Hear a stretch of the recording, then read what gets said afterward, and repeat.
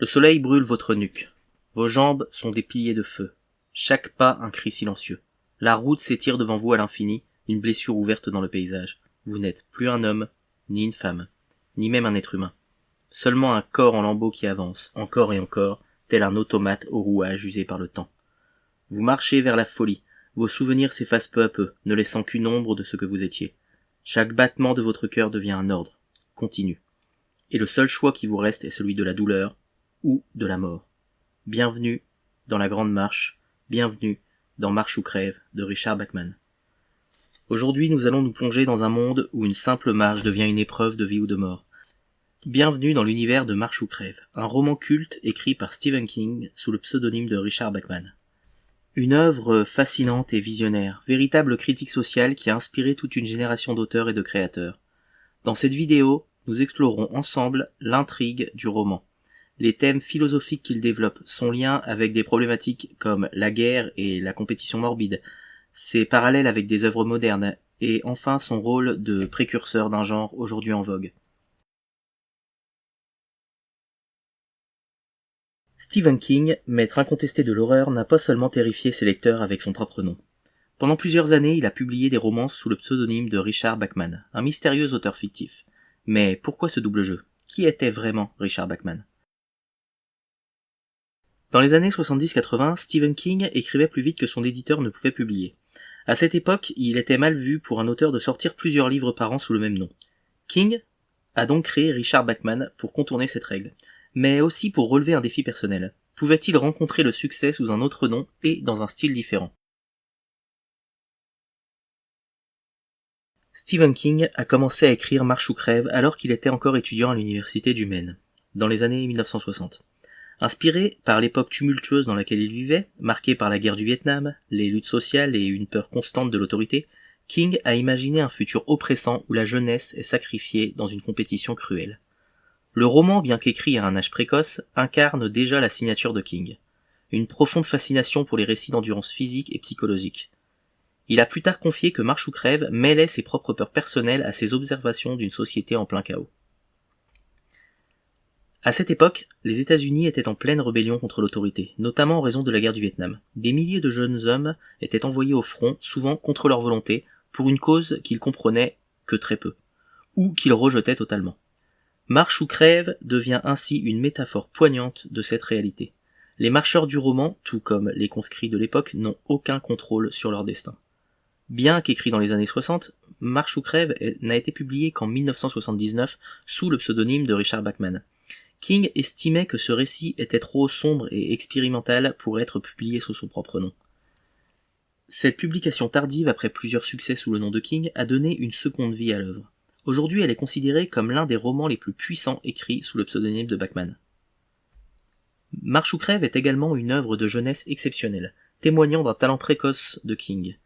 Elle explore des thèmes universels comme la résistance, la désobéissance et la brutalité du pouvoir, tout en posant une question centrale, jusqu'où l'humanité peut-elle aller face à l'adversité ? Tournons à présent les pages de ce roman et plongeons dans son intrigue captivante. Marche ou Crève raconte l'histoire de 100 adolescents, participant à une compétition rituelle cyclique et très populaire, la Longue Marche. Le concept est aussi simple qu'impitoyable. Marcher sans s'arrêter, sans ralentir, sans dévier.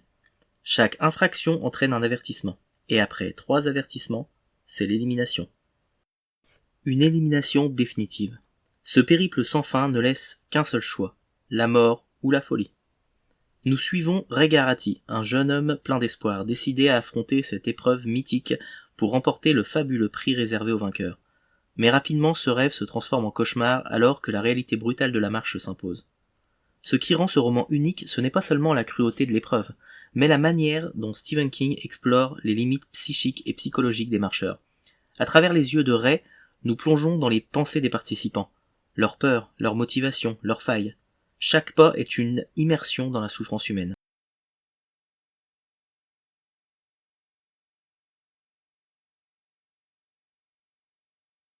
Marche ou Crève n'est pas qu'un roman de survie. C'est une critique sociale et politique puissante, où chaque élément de l'intrigue dystopique soulève des questions sur notre société moderne. C'est d'abord une allégorie du capitalisme et de la compétition.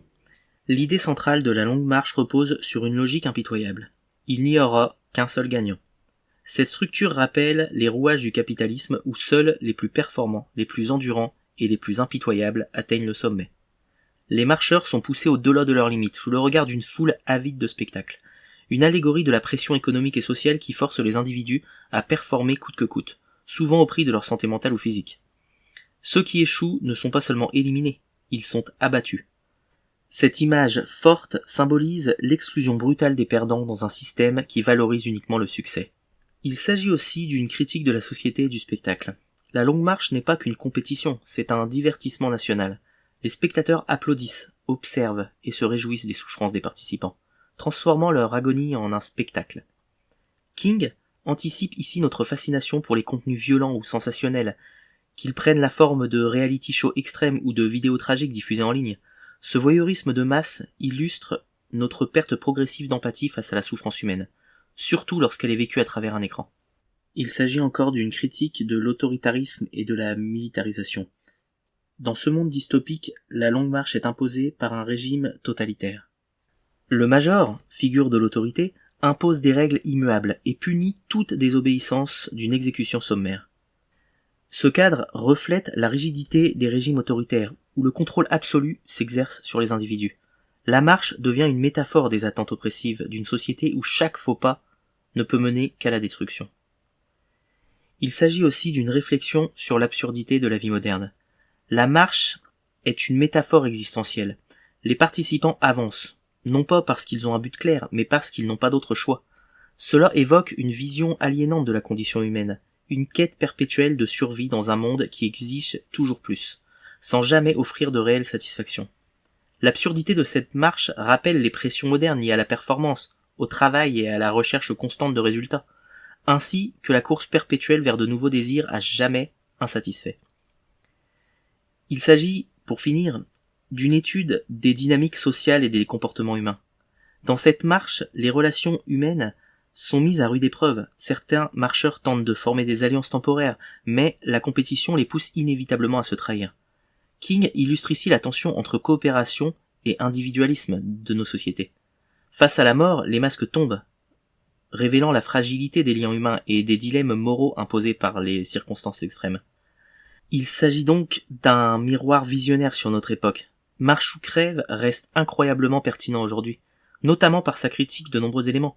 La glorification de l'effort extrême, que ce soit au travail, dans les études ou dans le sport. Notre société valorise les performances à tout prix, souvent au détriment du bien-être individuel. La fascination pour la souffrance et la mort, les médias continuent d'explorer des récits tragiques pour capter l'attention, témoignant de notre attrait pour le morbide. La pression sociale incessante aussi. Le roman résonne comme un avertissement contre l'épuisement moral et physique engendré par un système qui exige de toujours marcher, sous peine d'être abandonné. À travers cette dystopie implacable, Stephen King dénonce les absurdités de notre structure sociale et interroge notre propre humanité. Plus qu'un récit de survie, Marche ou crève est un cri d'alarme contre la déshumanisation d'un monde obsédé par la compétition. L'intrigue de Marche ou crève présente plusieurs parallèles puissants avec des expériences de la guerre, notamment ceux qui concernent la survie, l'endoctrinement et les sacrifices humains au service d'une autorité supérieure. La longue marche peut être vue comme une représentation allégorique du front de guerre, où les participants sont envoyés dans une lutte impitoyable. Comme les soldats, les marcheurs sont poussés à leurs limites physiques et mentales, confrontés à une mort omniprésente et à l'absurdité de leur situation. L'élimination des marcheurs fait écho aux pertes humaines sur un champ de bataille, où chaque individu devient un simple chiffre dans une compétition imposée par une autorité sans visage.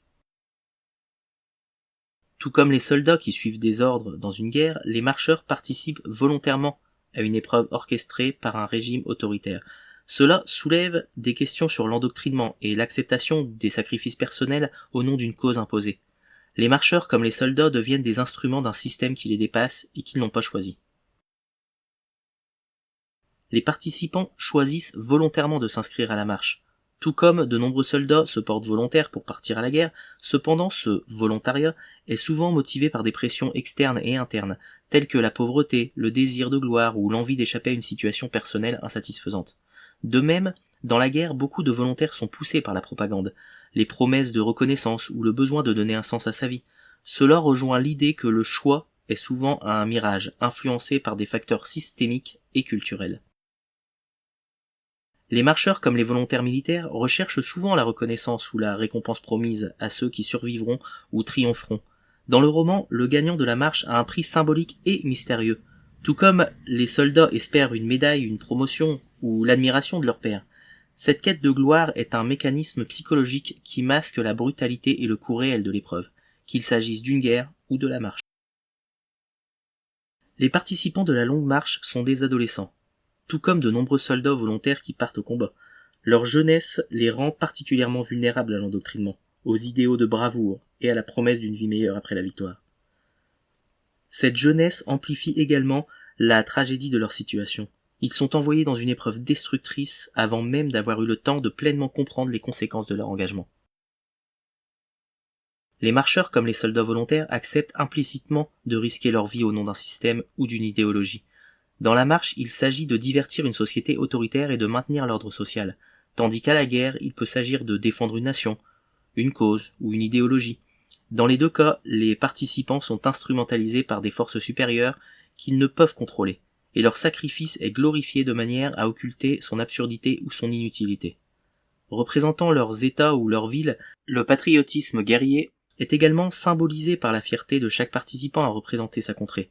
Regarati, le protagoniste, est d'ailleurs le champion local du Maine, où il est acclamé par la population lors de son passage dans cet état. Tout au long de la marche, les participants réalisent progressivement que la promesse initiale, gloire, richesse, reconnaissance, ne vaut pas le prix qu'ils paient. Ce processus de désillusion est comparable à celui des soldats qui, une fois sur le champ de bataille, découvrent l'horreur de la futilité de la guerre. Cette prise de conscience entraîne une profonde remise en question. Mais il est souvent trop tard pour renoncer. Durant la marche, des liens complexes se tissent entre les participants, rappelant la fraternité des soldats dans les tranchées ou sur le front. Ces liens oscillent entre solidarité et rivalité. Car chaque marcheur sait que sa survie dépend de la défaite ou de la mort des autres. Cette tension émotionnelle est typique des relations humaines en temps de guerre, où la camaraderie est essentielle pour survivre, même si elle peut être tragiquement brisée à l'instant où le soldat prend conscience qu'il est seul sur le champ de bataille.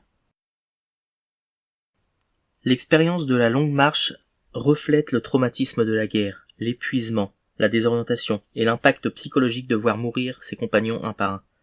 Ces éléments rappellent le syndrome de stress post-traumatique vécu par de nombreux soldats après les conflits. La fatigue due au manque de sommeil et l'épuisement extrême du corps confrontent certains marcheurs aux limites de leurs esprits. Tout comme sur le champ de bataille, certains participants se laissent guider par des délires et des hallucinations, et certains se perdent dans la folie. Enfin, la longue marche est présentée comme un événement public, une forme de divertissement morbide pour la population. Cela fait écho à l'idée de la guerre comme spectacle dans certaines sociétés, où les conflits sont transformés en une source de propagande ou de fascination, tandis que la souffrance réelle des participants est ignorée. Marche ou crève n'est pas seulement une critique du régime autoritaire, mais aussi une réflexion sur la guerre en tant que machine déshumanisante. À travers la métaphore de la marche, King met en lumière les sacrifices inutiles, les dynamiques de pouvoir et les traumatismes qui accompagnent les conflits armés, tout en posant une question fondamentale. Jusqu'où l'être humain est-il prêt à aller pour survivre dans un système oppressif ? Ce roman évoque également un parallèle frappant avec la guerre. La longue marche ressemble à une campagne militaire, épuisante, brutale, où les participants sont poussés à leurs limites. Comme dans une guerre, ils sont jeunes et volontaires, pleins de rêves patriotiques, mais souvent poussés par des circonstances qui les dépassent. Le roman met en lumière la banalisation de la mort et la destruction psychologique des individus soumis à un système impitoyable. Le héros, Regarati, et les autres marcheurs symbolisent cette lutte entre l'instinct de survie et la soumission à des forces oppressives. Le roman explore des thèmes philosophiques profonds, tels que l'absurdité de l'existence, la souffrance humaine, la lutte pour la survie, et le poids des choix individuels dans un système oppressif. Ces thèmes peuvent être mis en relation avec plusieurs courants philosophiques de l'histoire. Le nihilisme est une philosophie qui affirme l'absence de sens, de valeur ou de vérité intrinsèque à l'existence. Popularisée par Friedrich Nietzsche, cette pensée signifie la perte des croyances religieuses et des valeurs morales traditionnelles. Pour les nihilistes, il n'existe pas de fondement objectif à l'éthique, ni de but transcendant à la vie. Cependant, Nietzsche ne s'arrête pas au nihilisme passif et au désespoir face à l'absence de sens. Il appelle à dépasser cette vacuité par la création de nouvelles valeurs. Son concept de surhomme incarne cette idée de dépassement. Ainsi, le nihilisme, bien qu'il puisse sembler sombre, peut aussi être vu comme une étape vers la liberté totale, où l'individu est invité à inventer sa propre signification dans un monde dénué de certitude. Les participants à la marche sont réduits à leur propre instinct de survie, à devoir exiger d'eux un dépassement de soi, dans des conditions extrêmes. Certains participants, notamment le protagoniste, Regarati, semblent chercher une forme de transcendance à travers cette lutte. Nietzsche écrit « Ce qui ne me tue pas me rend plus fort ». Cette maxime trouve une résonance dans le récit, où chaque marcheur lutte pour dépasser sa faiblesse, même si la finalité reste inévitablement tragique. Mais contrairement à Nietzsche, le roman ne propose pas de victoire. La mort demeure omniprésente et le sens reste insaisissable, soulignant la nature profondément nihiliste de cette marche. Philosophie antique portée par Sénèque, Épictète ou Marc Aurèle, le stoïcisme est une philosophie de vie qui enseigne que le bonheur et la tranquillité d'esprit résident dans la maîtrise de soi et l'acceptation des événements extérieurs. Au cœur du stoïcisme se trouve la distinction entre ce qui dépend de nous, nos pensées, nos actions, nos choix, et ce qui échappe à notre contrôle, les événements extérieurs, les actions des autres, le destin. Selon les stoïciens, nous devons concentrer notre énergie sur ce que nous pouvons maîtriser et accueillir le reste avec sérénité. Sénèque disait « La vie n'est pas d'attendre que l'orage passe, c'est d'apprendre à danser sous la pluie ». Ainsi, le stoïcisme est une philosophie de l'endurance, du contrôle de soi et de la quête de la paix intérieure. Il est évident qu'avec cette définition, il est difficile de ne pas ressentir un sentiment profondément stoïque émané de ce roman. La souffrance et la mort imminente obligent les marcheurs à pratiquer une forme de contrôle émotionnel et à accepter l'inévitable. La résilience mentale face à des conditions inhumaines est une leçon stoïcienne, particulièrement chez ceux qui endurent la marche sans se plaindre ou en trouvant la paix intérieure. Comme nous l'avons vu, Marche ou crève peut être disséqué sous plusieurs aspects philosophiques, mais j'aimerais en isoler un en particulier, qui n'est peut-être pas le plus évident à la première lecture, mais qui me semble certainement le plus intéressant à évoquer.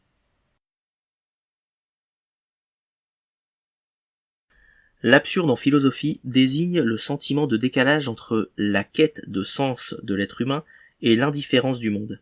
Ce concept central dans la pensée d'Albert Camus souligne une tension fondamentale. Nous aspirons à trouver une signification à la vie, mais l'univers reste silencieux et dépourvu de réponse. Dans le mythe de Sisyphe, Camus définit l'absurde comme l'écart entre ce que nous espérons du monde et ce qu'il nous offre réellement. Sisyphe, condamné à pousser un rocher jusqu'au sommet d'une colline pour le voir redescendre sans fin, incarne cette condition. La vie humaine ressemble à cet effort répétitif dans cette finalité. Mais, selon Camus, la prise de conscience de l'absurde peut être une source de libération. Face à l'absurde, Albert Camus rejette le nihilisme et propose la révolte. Continuer à vivre pleinement malgré l'absence de sens transcendant. Cette révolte implique d'accepter l'absurde, sans chercher refuge dans des illusions religieuses ou une idéologie. Ainsi, l'absurde en philosophie n'est pas seulement une constatation de l'insignifiance de l'existence, mais un appel à embrasser la vie, à vivre intensément, malgré l'absence de réponse définitive.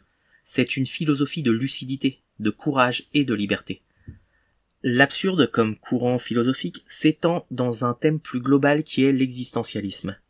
L'existentialisme est un courant philosophique qui met l'accent sur la liberté, la responsabilité individuelle et la quête de sens dans un monde qui en est dépourvu. Popularisé par des penseurs comme Jean-Paul Sartre et Albert Camus, l'existentialisme part de l'idée que l'existence précède l'essence. L'homme n'a pas de nature prédéfinie et doit créer son propre sens à travers ses choix et ses actions. Confronté à un univers souvent perçu comme absurde, où la vie n'a pas de finalité transcendante, l'individu est libre, mais aussi condamné à faire face à cette liberté. L'existentialisme insiste sur l'authenticité, c'est-à-dire vivre en accord avec ses propres valeurs et assumer ses choix, malgré l'angoisse et la solitude que cette responsabilité peut engendrer. C'est une philosophie de la liberté, mais aussi du défi face à cette existence sans sens donné. Dans Marche ou crève, la condition des participants forcés de marcher jusqu'à la mort dans une compétition absurde rappelle le mythe de Sisyphe. La marche perpétuelle, sans but apparent, illustre l'absurdité de la vie. Les personnages doivent trouver leur propre sens à cette épreuve. Tout comme l'existentialisme pousse à créer du sens dans un univers dénué de signification intrinsèque, l'idée de la quête de sens dans un univers absurde est au cœur de Marche ou crève, où 100 participants marchent sans autre objectif que de survivre, sous peine d'exécution. La marche elle-même est une métaphore de la condition humaine, une progression constante vers la mort, marquée par la souffrance et la vacuité apparente de l'existence. Dans ce contexte, les personnages sont confrontés à l'absurde. Garati, le protagoniste, oscille entre des moments de réflexion sur la futilité de la marche et une détermination instinctive à continuer. Cela illustre ce que Camus décrit dans le mythe de Sisyphe, accepter l'absurde sans renoncer à la vie. Garati s'accroche à ses souvenirs, ses conversations, ou des fragments d'espoir pour justifier son effort. En outre, l'existentialisme met en avant la liberté individuelle, même dans des situations oppressives. Bien que les marcheurs soient sous la contrainte, ils conservent un choix, marcher ou mourir. Sartre affirme que l'homme est condamné à être libre, car même dans la servitude, il est responsable de ses choix. Garati et les autres marcheurs doivent assumer cette liberté terrifiante, car continuer ou s'arrêter dépend uniquement d'eux.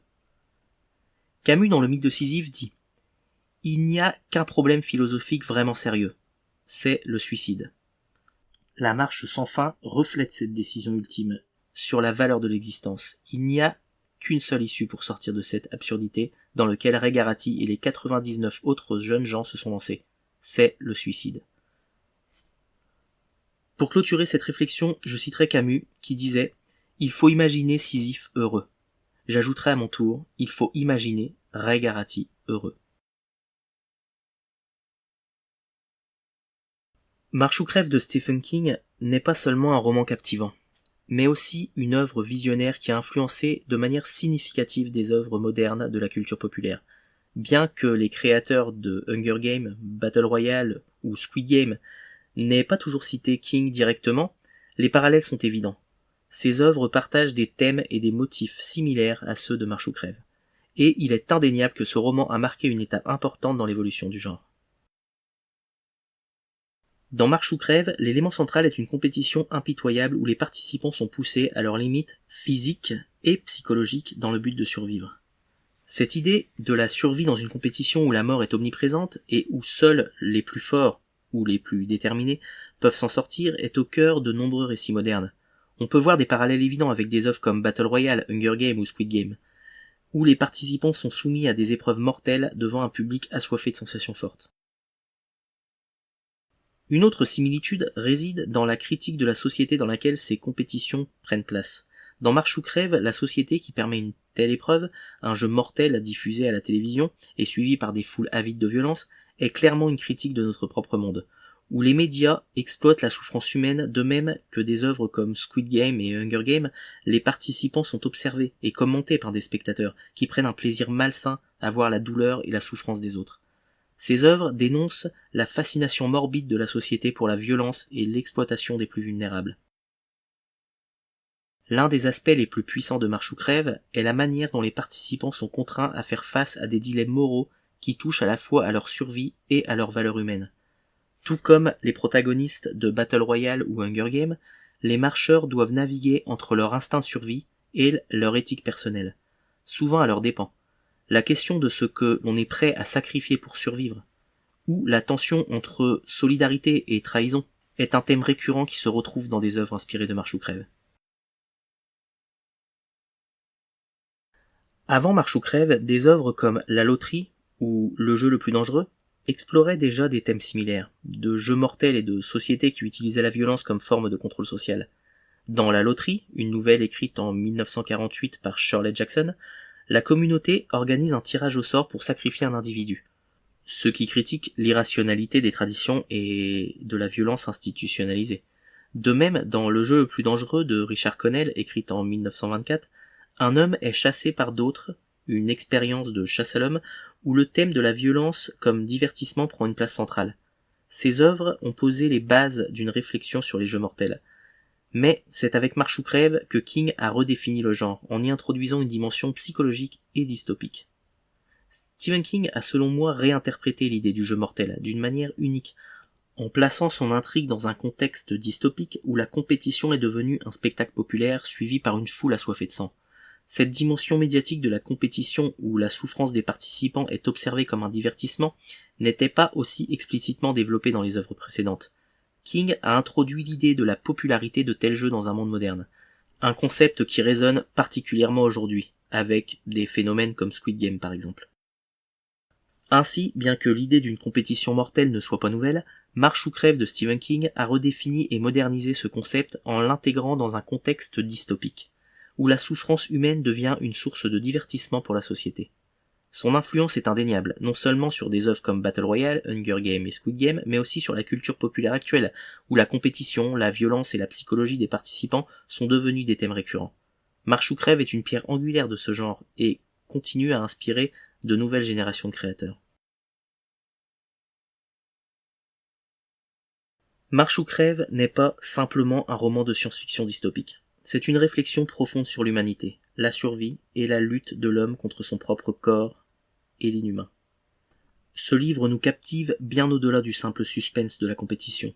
Il vous plonge dans une analyse psychologique intense des personnages, qui luttent pour leur vie tout en affrontant leurs limites physiques et mentales. Je conseillerais la lecture de ce livre à tous ceux qui aiment les récits psychologiques intenses. Ici, chaque personnage est confronté à des dilemmes intérieurs profonds. Leur lutte n'est pas seulement contre la marche, mais contre leur propre peur et désir de survie. C'est une immersion dans l'esprit humain, sous pression maximale. Je le conseillerais aussi à tous ceux qui aiment les critiques sociales, qui sont là déguisées en thriller. Derrière l'apparente simplicité de la compétition se cache une critique acerbe de la société et de ses voyeurismes, de sa fascination pour la violence et de la manière dont les individus sont écrasés par des systèmes oppressifs. Le roman nous invite à réfléchir sur nos valeurs et la direction que prend notre monde. Je le conseillerais également à tous ceux qui aiment les œuvres qui poussent à réfléchir sur notre propre société et sur ses dérives. Marche ou crève ne se contente pas de nous divertir. Il nous interroge sur la nature de la souffrance humaine, la recherche de sens dans un monde absurde, et sur la place de l'individu dans une société déshumanisée. Stephen King vous plonge dans une expérience littéraire unique, où chaque page vous pousse un peu plus loin dans l'abîme psychologique des personnages, tout en maintenant une tension palpable. Croyez-moi, une fois que vous aurez commencé à lire, vous ne pourrez plus poser le livre. Merci d'avoir regardé cette vidéo. Si vous êtes fan de Stephen King ou de récits dystopiques, dites-le moi en commentaire, proposez-moi des idées de lecture pour peut-être une prochaine rubrique. Et dites-moi ce que vous avez pensé de Marche ou crève si vous l'avez lu, parce que vraiment ça m'intéresse d'avoir une vision autre que la mienne sur cette œuvre. N'oubliez pas de liker, vous abonner et activer la cloche, tous les youtubeurs le disent donc c'est que ça doit être utile.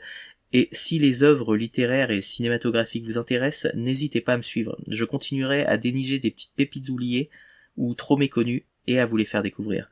À la prochaine pour une nouvelle découverte.